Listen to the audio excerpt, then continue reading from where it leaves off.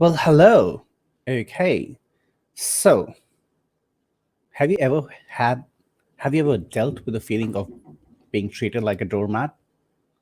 Do you think you're really kind and you're giving and you're always there for everybody and you're also an easy carpet to walk all over on? Is that how you feel sometimes? Um, but suddenly in your life, something changes. Uh, you wake up and realize you're worthy. You cannot be taken for granted and you've had enough. You start seeing the real you in the mirror and decide enough is enough and I'm just going to stand up for myself. You work with confidence, somewhat rebellion to invest in your own self and put yourself first before everybody else. And it's time for change.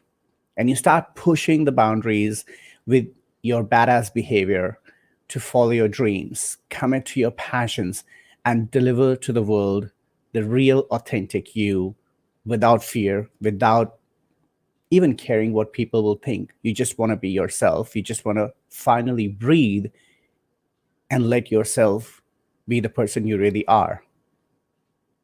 But is it as easy as it's said? And how do the people, all those people, react when you stop being the doormat?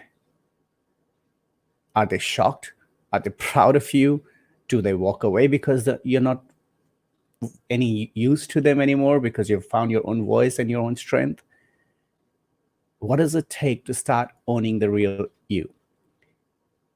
That's what we're going to discuss today in Almost Naked Conversation with me, Almost Naked CEO, and with me will be my wonderful friend and speaker, author, a magician, I would say, actually, because so let me tell you a little bit about my guest. She's author of the book To Break or Bounce, and please forgive me, I did not say if I did not say that right. That book made me cry several times because I've read it several times. Okay, I love that book.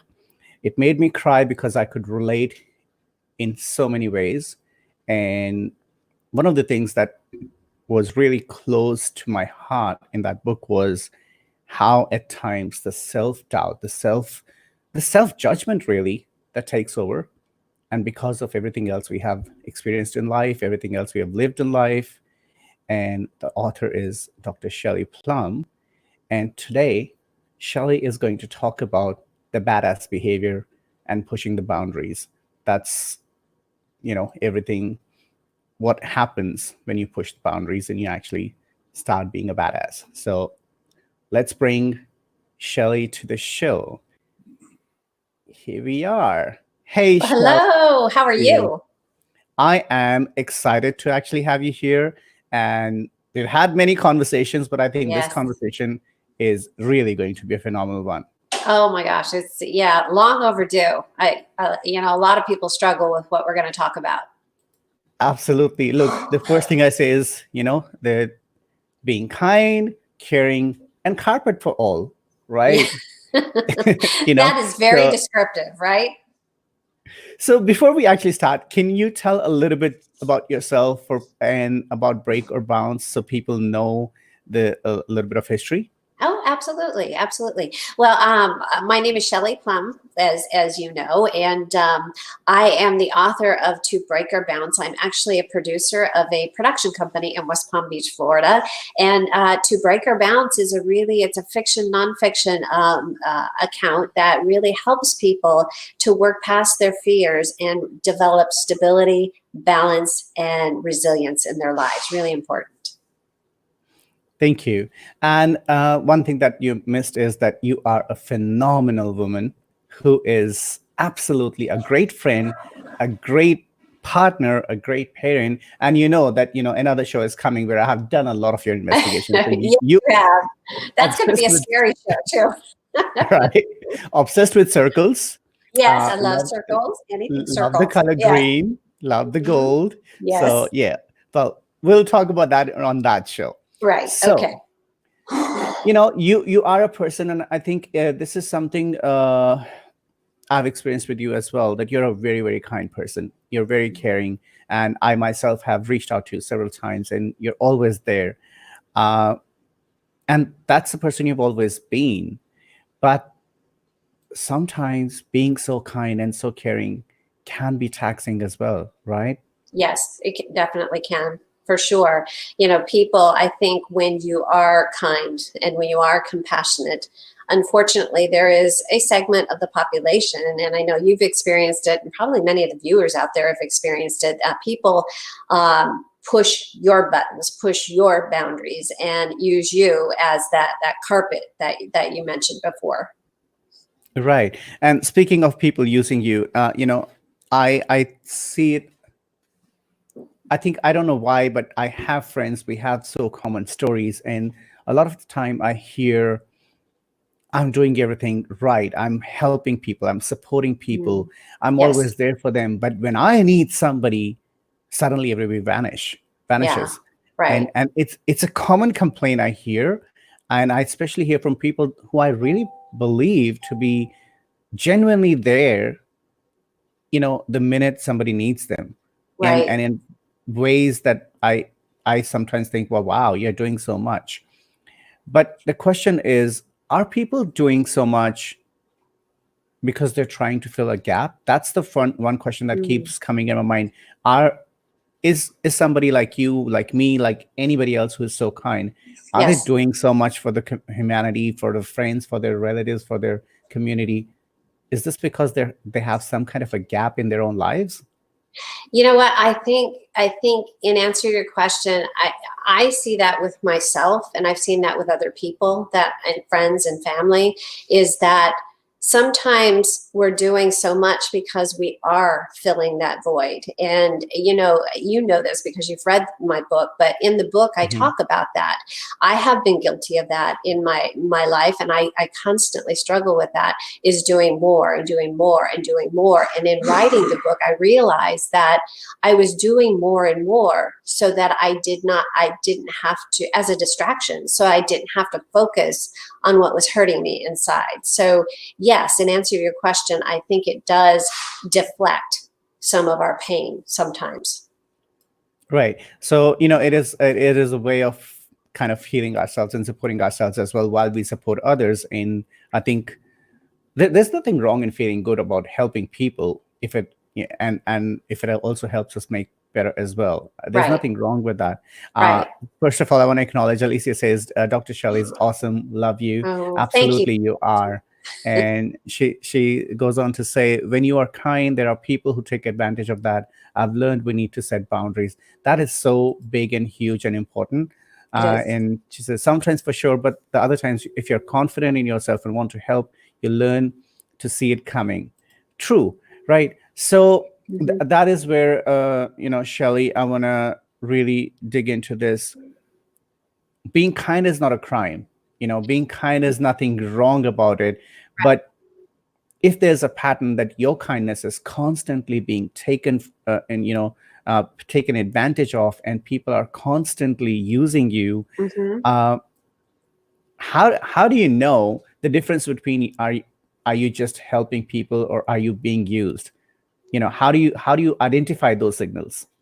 You know, that's a great question. And honestly, with me, one of the ways that I know now after years and years of experience with that is one thing that you really hit on already is a true friend and someone who truly has your self-interest at heart is one that when you help them, they're grateful. They say thank you.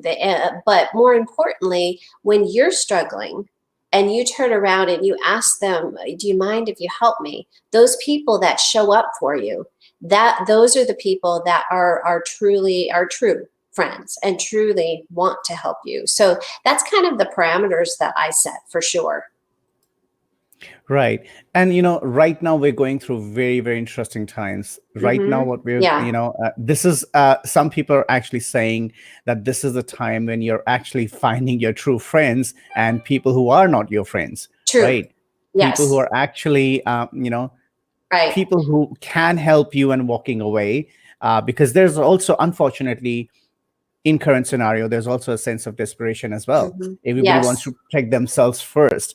And I think there's nothing wrong with wanting to be, safe yourself and your family and everything. But at the same time, let's talk about toilet paper hoarding, Yes. sanitizer hoarding. Yes. Right. Uh, and the reason I say that, I have seen videos and news and everything where people who have known each other for years and decades Right. suddenly fighting over toilet paper.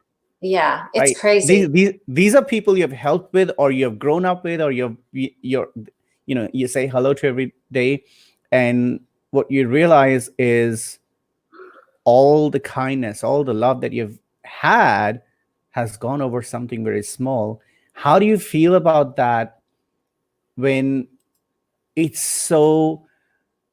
such a petty thing, and you literally, destroy relationships over it? It, you know what, and too, that goes back to what, your true friends and those people that truly have your best interests at heart. I'll tell you a story that really, I was so down when all of this started with the COVID, because I'll be honest with you, we ran out of toilet paper. We had none in our house, which, as you know, that's an emergency. So I ran down to our supermarket, and I sat outside on the ground until it opened because I needed to go in. So I ran in, and there was absolutely nothing on the shelves. Right. And I came back out, and there was a gentleman standing outside with his little boy, little tiny boy. And he looked at me and he says, listen, he says, do you have what you need? Did you get what you needed? And I was like, well, no, Wow. I just told him briefly I needed toilet paper. There is Right. none. He says, well, you know what? He says, I have some in my car, and I will give it to you. And I was like, wow, it Wow. really renewed my faith in humanity. It was, we talk about pushing the boundaries. That's what we're talking about today. Well, he wasn't pushing it. He was extending the boundaries to encompass me. Right. And I'll tell you what, it was just heartwarming. It absolutely is. And that's what Yeah. it is. It's something as small, something as insignificant as toilet paper, but also, you said it correctly, pushing the boundaries in a positive or negative way. So he pushed the boundary in a very positive way, Yeah. extended his heart, his hand towards somebody who needs that. And he proved that it's just a small thing, and you need some as well. And so, and that's what it is. It is basic thing, but the reason I mentioned that is it's tiny things that Yes. show, tiny signals, tiny signs that show if somebody is going to stick with you when you have challenges in life, when Right. when you're going through something rough. But there's another thing I want to talk about. There are relationships. That's where the boundaries also come in. There are Yes. relationships, and you give and you give and you give, you care and Mhm. you deliver, and you look after people. You focus Right. on, mothers do that a lot. First it's husband's dream, then it's child's dream, siblings dream, brother's dream, father's dream. Women do that a lot, and in the end, a lot of the time, women end up finding themselves that they never got to work on their own dream. They didn't never That's true. got to be who they wanted to be. Right. Right.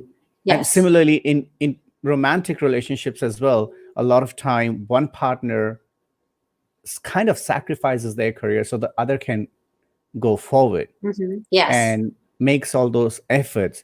So that's where also, to me, it's like sometimes it's kind of abuse Yeah, it can when be for sure. one person is just getting it all and not giving enough. To me, Mhm. it's abuse. I don't know, how do you see that? I definitely see that, because relationships,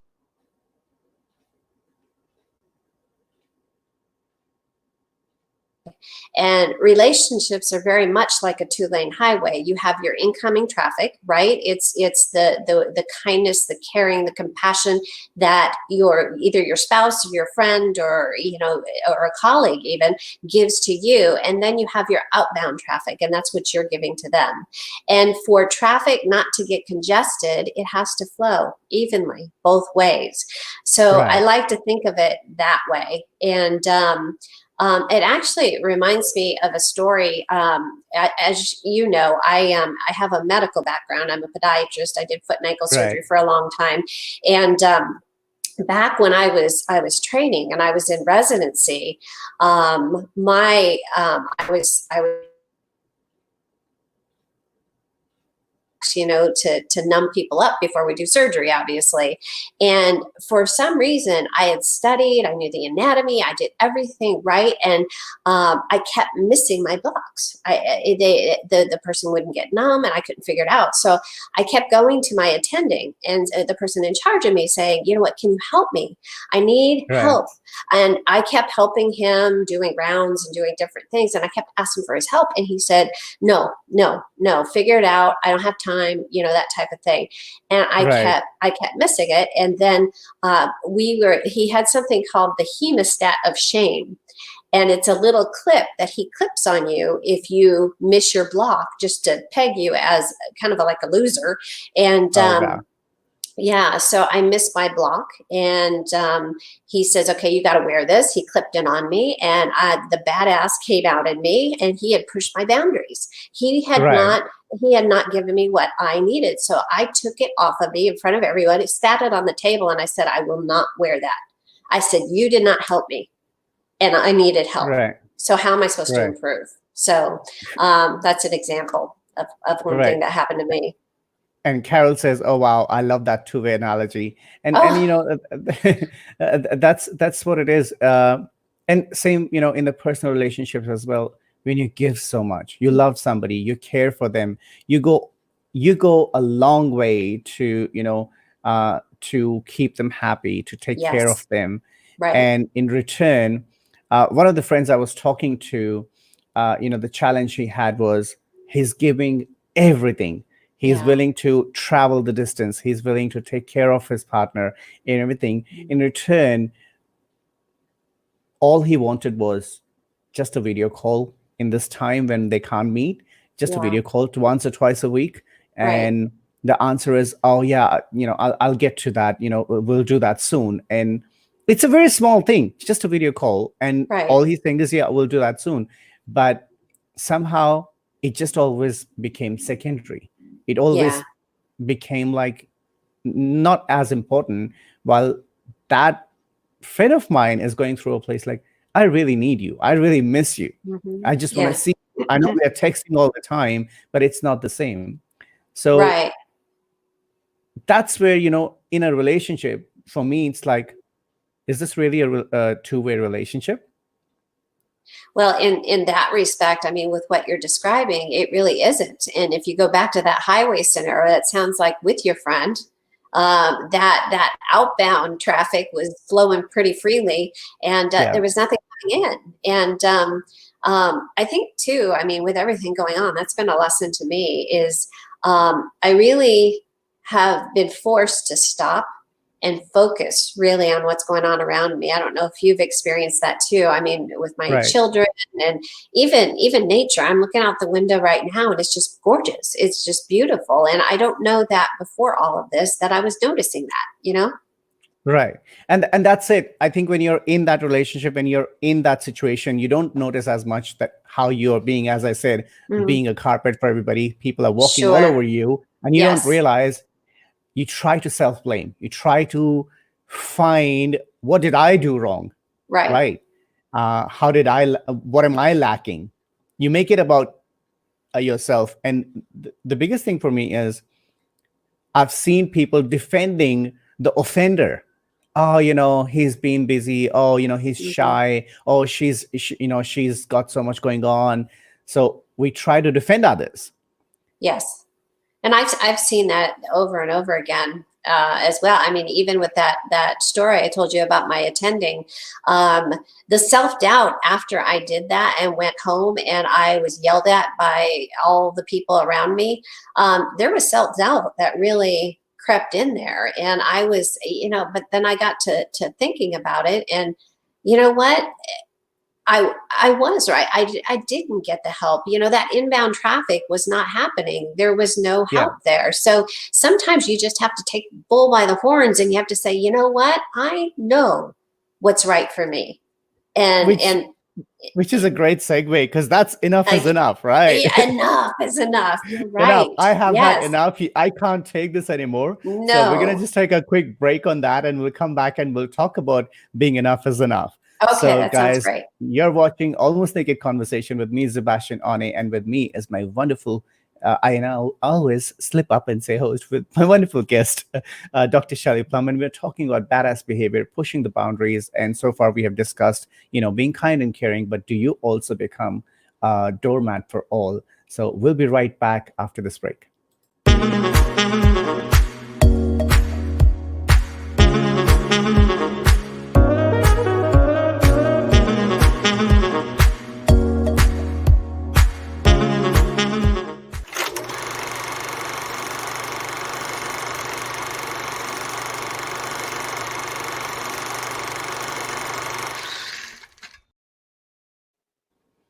And we're back. You're watching Almost Naked Conversation on Dreamaniac TV with me, Sebastian One, the Almost Naked CEO, and with me is my wonderful guest, Dr. Shelley Plumb. And today we're talking about, being a badass, pushing the boundaries in a good and a bad way, how they push the boundaries in a bad way and how we need to push them in the right way.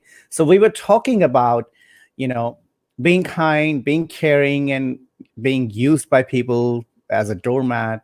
And there comes a time when enough is enough, right? When That's you true. just realize, I can't do this anymore. And here's the question that I think about. Well, when we're in that situation, we don't realize that it's enough.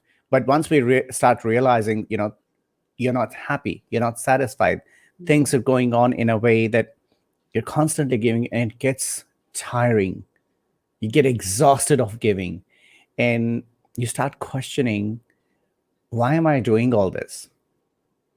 And I think that's when the feeling of enough is enough comes in. So how do you think, and you've gone through so much, you've seen so many things, you've also taken some tough decisions in your life. So when the time comes that enough is enough, what do you think? How can we start setting the boundaries? You know what? I think the first step is identifying that enough truly is enough. And for me, I look within. I look within, and if I am constantly at odds and I'm constantly feeling like there's resistance in my heart, and I get out of bed in the morning and I'm like, oh, I have to do that today. There's something Right. wrong there. There's Yeah. something, and that is my cue to say, you know what? Something's wrong. And then I will, firmly, you got to stand up and you have to kind of take inventory, is what I call it. Okay, let's Mhm. look at what's working in my life. Get out a pen and paper on one Right. side. What's working here? This is what I love. This is my passion. This is what makes my heart sing. And then on the other Right. side of the paper, what's the resistance all about? What? Right. And then little by little, I'll go through that list and I will either eliminate or deal with each of those things on that list that is causing the problem. And Right. sometimes that involves making some badass, very gutsy decisions. Right. Absolutely. I just want to take a comment that Carol Clark just sent in. She said, what do you think of someone who plays dumb and forces someone to constantly have to set a boundary? That's a very good question. People who pretend like, I don't know what you're talking about. I don't Uh, know. And then you're forced to actually create a boundary. Uh, how do you deal with a person like that? for me personally, and I know exactly what you're talking about because I've had that too, is that, there are people that it's almost sometimes a passive aggressive type of thing where, Uh-huh. they push the boundary. And I actually had that just recently. They push the boundary and that they know they're pushing the boundary. But when you Hmm. call them on it or suggest anything, oh, I didn't mean that. I didn't do that. I But had, yeah, you're reading me wrong. You're misunderstanding me. And I agree, because mm, what happens is they trigger things. They yes. trigger small little buttons, in you, where you're like, small little actions. They'll say small things, tiny, tiny things. They'll do tiny actions, which are, they know this is going to trigger you. They Right. know this is going to affect you. And they're prepared also, as you just said, they're prepared like, oh, I didn't mean to say, do, make you feel that way. Right, right. And I mean, I personally just had a instance in my business where somebody kept pushing me price wise on different things and asking for more, not wanting to pay for more, that type of thing. And Right. honestly, the only way that I got that to stop was to stand up and say, you may not have meant it because they were denying it, but here's the way Right. I'm perceiving it, and this Right. will not happen. And when I did that, they backed off, and things have been definitely much better. But I do understand that every situation is different, but sometimes you have to really know what your own personal boundaries are, and that Right. resistance in your heart is telling you that somebody's crossing it, and you got to put that up and make it stronger. I guess, we could say, if you don't feel happy about it, if you're not excited about it, Mm. and as you said, when you wake up and it's heavy and it's like, I you don't want to get out of your bed, and we're not talking about mental fitness here. We're talking about, really, if you know that something is going on with somebody because of which you just Mhm. can't bring yourself to get there. And whether it's personal relationship, business relationship, romantic, family, anybody really, Mhm. if they're really, as you can say, if they're pushing your boundaries negatively, in constantly making you feel like you're not good enough. Because the biggest thing that I think is, a person goes into this mode of, I'm not good enough, I am Mm. not doing enough, I am not giving enough, what else do I have to give to Right. have this person smiling? And often it gets confused with people pleasing. I'm not even talking about people pleasing, I'm talking about, you just question yourself, what Yes. am I not doing because of which I am always on the defensive? Right, right. And you know what? Right. Something that has been hard for me to come to terms with, but it is so incredibly true, is for people that are constantly coming for help, but not wanting to help themselves in return. Sometimes the best thing to do is to not help. And that has really been something that has been really hard for me to come to terms with, because sometimes they're better able to help themselves, if that makes any sense, if you are not helping.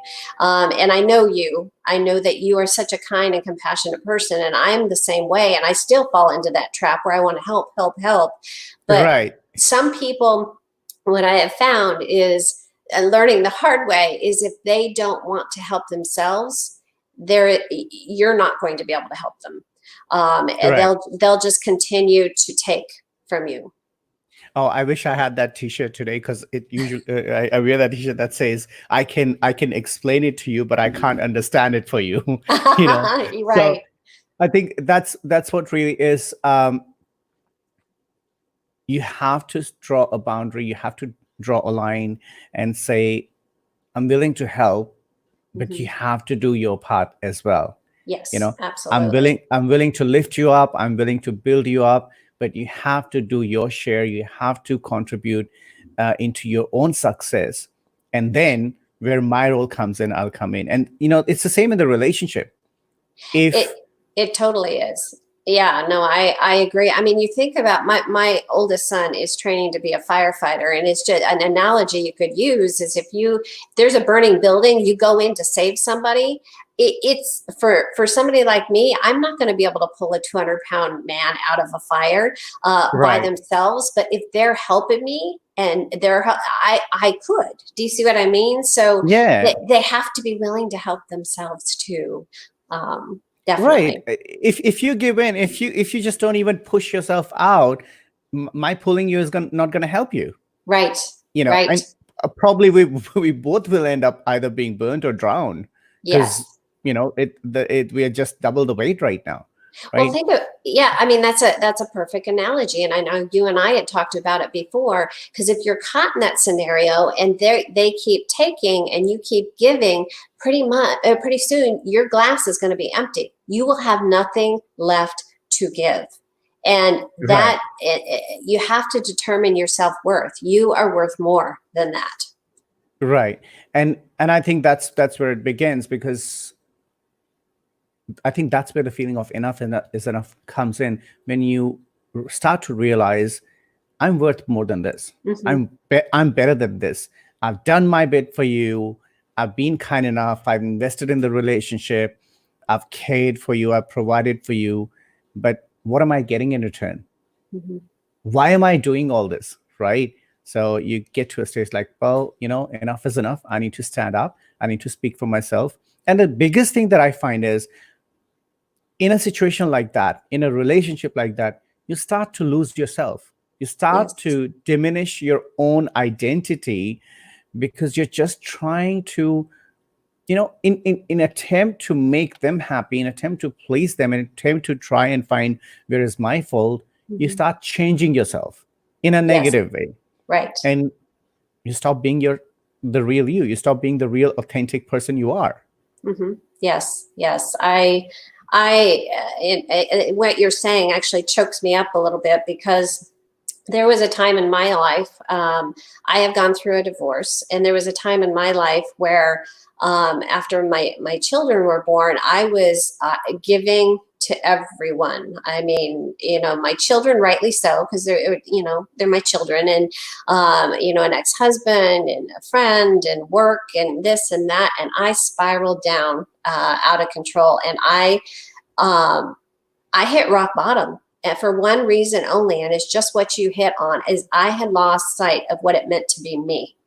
I was a Right. mom, I was a friend, I was a wife, I was all of that. I was a physician, but I did not know what it meant to be Shelley anymore, which was the scariest thing of my life when I realized that.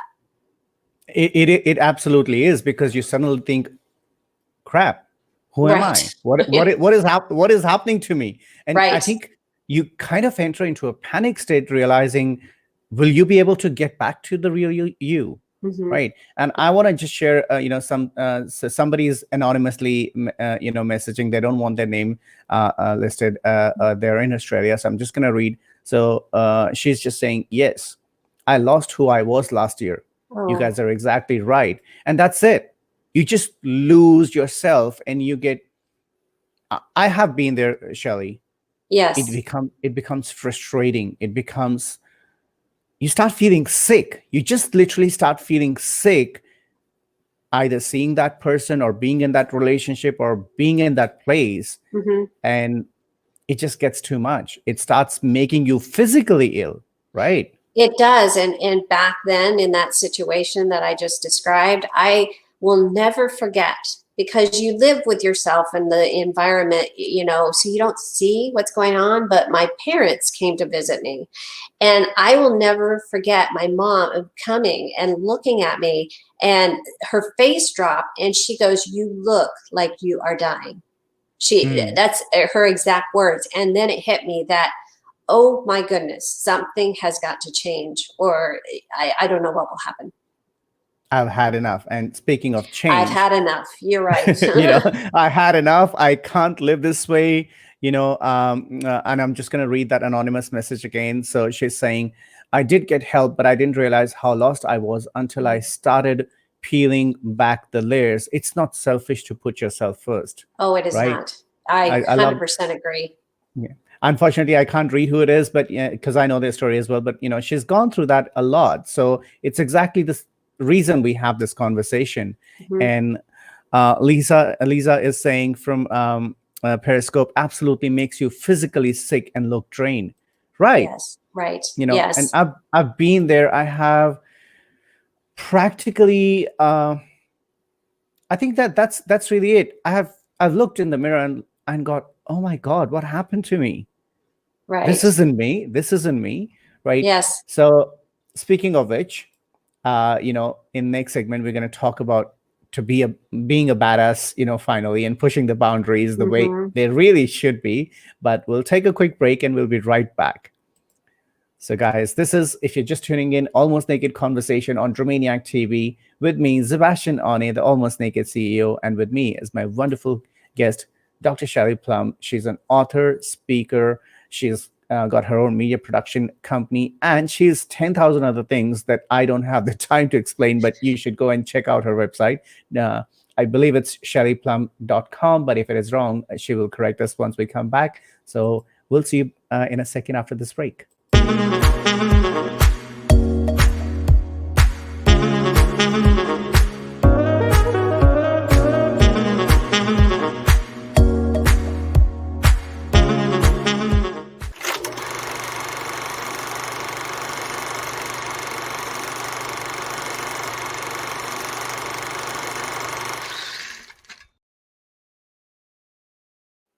Begin with saying that how beautiful are you? Every picture, everything you do, you're just amazing. Uh, so I just always get lost in your style.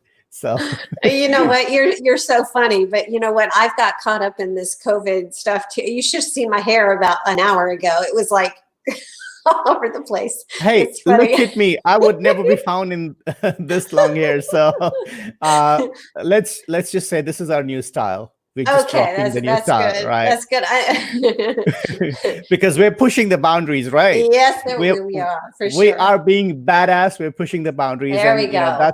that's what we're talking about this. What boundaries? So you know there comes a time when you just realize you have to be a badass. You just have to stand up for yourself, and you Yes. have to push boundaries. But the problem is, now when you do that, number one, I think after having been what I would unfortunately say, having being a weak person, having dedicated yourself to somebody else and reduced yourself, when you finally come to it and realize and stand up again, it's scary. Yes. It's scary to come up for air and just go, oh, no, no, no, I'm not doing it this way. Mm. So Yes. how was it for you when you decided, well, I need to change things? It was terrifying. It was probably the scariest moment in my life, because you know what it meant? It meant that I had to let go of many things that I knew, many routines that I knew, and people. And it meant really confrontations and setting boundaries, all of which are not terribly comfortable. And Right. I personally, I am so blessed to have met this man. There is a man that I interviewed for our company, who is a shaman, and he talked to me about boundaries. He talked to me, and he called it courting. That people will continue, because you're kind, because you're compassionate, because you have such a beautiful heart. People will connect to you, and he called it courting. Right. And through Right. that cord, they take your energy. And that's how he described it to me. So he says, you have to politely disconnect their cord and put it down. That doesn't mean that you don't talk to them. It doesn't mean that you don't like them. It just means that I respect myself enough that I need to disconnect. And I've helped you as much as I can, but now it's time for you to help you. And Yeah. yeah, and boy, I'll tell you, that was a life-changing moment for me, talking to him about that. I absolutely love that example, and it's really what it is. You get attached to that cord, and you're so scared to let it go because Mm-hmm. somehow you're seeing it like it's attached to your life as well. And It's like your life cord, yeah. yeah, and I'm just gonna read out my own code. So sorry for being a little bit arrogant, but this came to me just a couple of days ago, and I posted and I said, being able to let go, the fear of letting go is the single most important attachment to let go. Yes, that's very, You know, very true. I agree with because that. we're so attached to, oh, I can't do this, but if I let go, because I think the fear of what will happen, Mm-hmm. what will Yeah, I lose, right. we start focusing on what will I lose. And I think our focus is not even on what we lose. Our focus is how people will react, Yes, right. how they will perceive your standing up for yourself. Right, right, and in some respects, whether it's silent or not, it involves a certain amount of confrontation, and that's never comfortable. It isn't. Right. I just want to read that anonymous viewer's comment as well. So she's saying, yes, Dr. Plum, so much fear happens just around the very thought of having to break up with some relationships. When you do respectively disconnect, the energy lines and doors open for more positive relationships to present. Right. Oh, I 100% agree, Right. because you know what, I'm a firm believer in energy, positive energy. If you have positive energy within you, boy, I'll tell you what, you're going to attract all of that. I mean, you're going to attract so many positive situations that come your way. If you have all those cords connected to you and all of your Yeah. positive energy is exiting, what do you have left? You have a Right. shell of who you are. And Right. then you're not attracting any more positive energy. You're attracting Right. more of what you have inside of you. So Right. we have to really put that in perspective. Right. And it is also, the saying we have, it's also ripping off the band-aid. Oh yes. You just have to, because you're so scared, you're just so gently, you're trying, how do I end this? How do I get rid of this? How do I, because we're scared of our wounds opening. We're scared Yes. of people seeing we're hurting, people seeing we're vulnerable, people seeing that Mm-hmm. we are scared of not being, having been ourselves for a long time. And then when you rip that band-aid, yes, it's scary, Mm-hmm. but once you rip it, the relief. Yeah, there is relief. And one of the things that I realized back in that situation when I was going through the divorce, and my parents came to visit, my mom looked at me and she was just almost in tears. And she says, I had no idea. She says, I had no idea you were having Right. so much trouble. You know why, Sebastian, is that I was terrified to ask for help. To Mm-hmm. me, asking for help was a weakness. And now I realize asking for help is a strength. It So absolutely is. yes. Absolutely is. And, I've been there. I absolutely understand what you're saying, because I think, unfortunately, stereotypically in our society, we are raised that if you ask for help, you're weak, you're incapable, you're just not good enough. Um, and I'm grateful for people who taught me otherwise and showed me. I mean, there was a time for 11 months I was Mm. homeless because I refused to ask for help, because Oh, my pride, my ego, my shame, my embarrassment took control. And yes. irony is, on this one hand, I'm practically in a place where I'm looking for where will my next meal come from. And on the other hand, I'm not asking for help, and just asking for help changed everything. Today Yes. I'm an entrepreneur with multiple businesses and everything. But that's the thing, not asking for help, holding yourself back, I think sometimes we act as our own biggest enemy. Yes, I think that's very true. And I think one thing that I had to come to terms with, and I still honestly struggle with asking for help sometimes, and I have to remind myself that if I don't ask for help, I am going to be depleted, and I am not going to be available to help anybody else. I'll be no Right. good if I don't accept that help. So, you know what? It's that two-lane highway again, right? You have to Right. give help, you have to accept help. Right. And talking about two-way transactions and talking about help, there's also another thing that, if you look at it from a different angle, it's also important to have a communication. It's important to Mhm. let the other person know what is not okay. I think that is the first step of setting a boundary. What is not okay with me? What do you do or not do that makes me feel this is not right?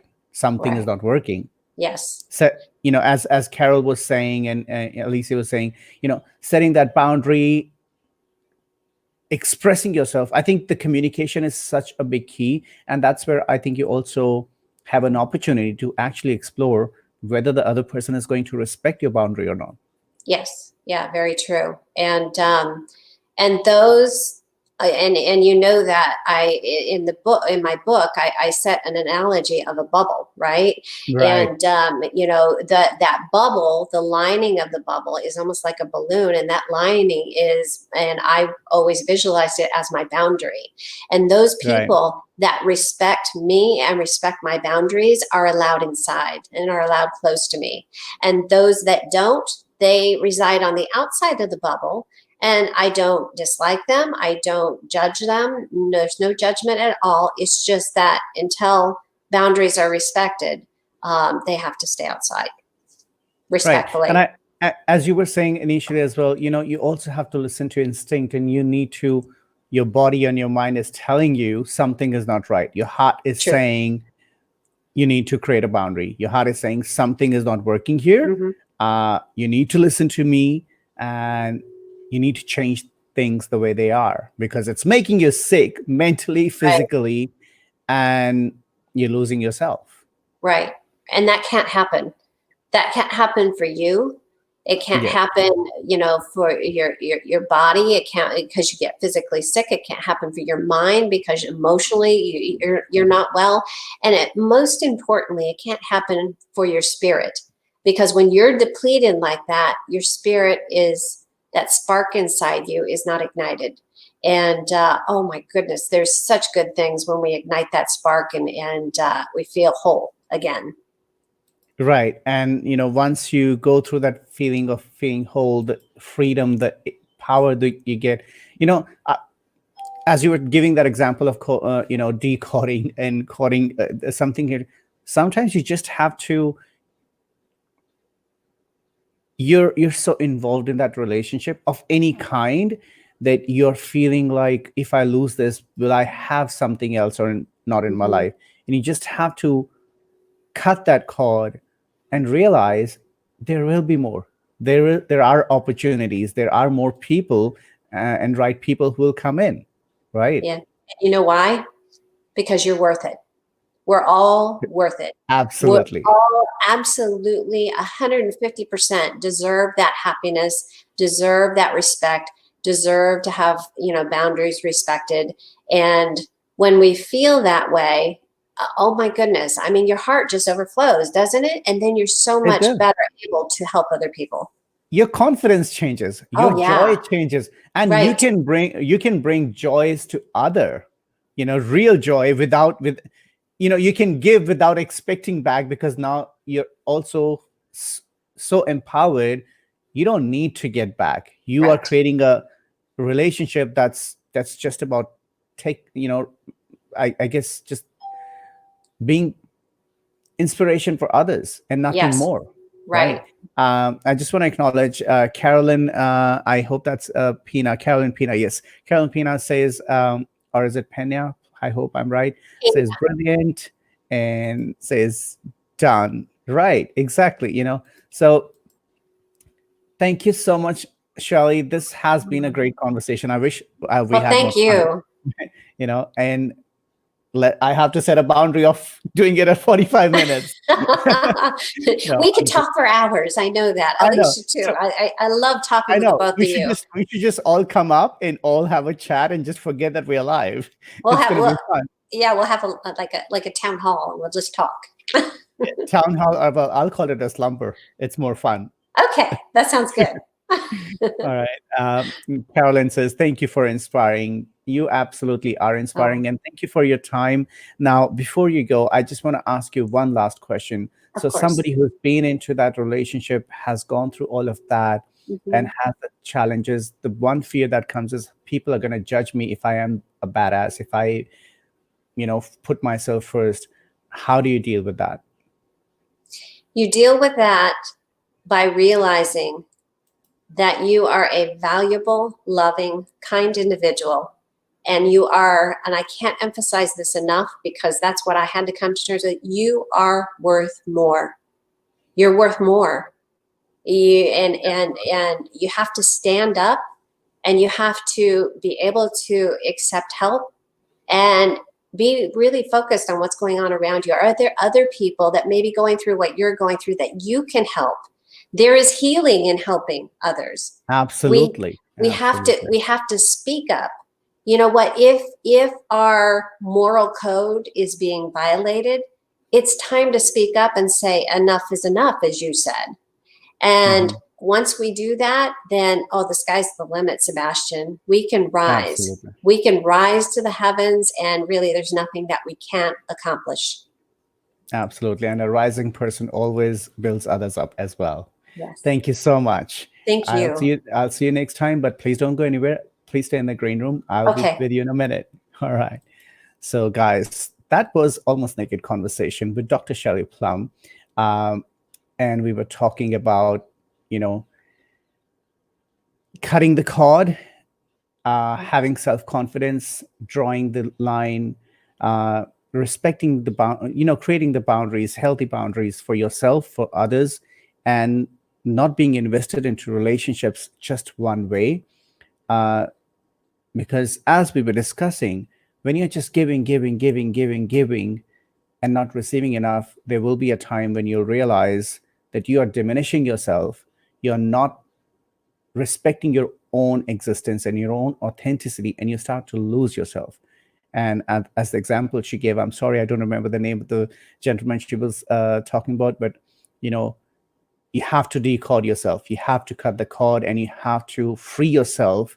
And once you're free, you're able to take care of yourself. You're able to follow your own dreams. And as a person who's following your own dreams and doing things that you really want to do, you soar and you help others soar, and you create a better community. So this was Almost Naked Conversation on Dreamaniac TV, and that's it from me today. So we'll see you next time. Take care.